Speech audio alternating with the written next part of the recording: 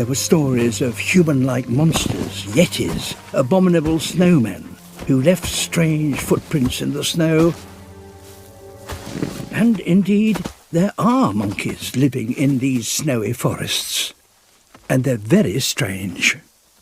Meet the blue-faced, golden-coated, snub-nosed snow monkey. They are among the heftiest of monkeys. Big animals keep warm more easily than small ones, and they survive in colder conditions than any other monkey on Earth. They all have snub noses. Perhaps prominent ones would only too easily get frostbitten. The whole group huddles together at the slightest opportunity to keep warm. And who wouldn't? Even adults, if they get separated from the group, can freeze to death.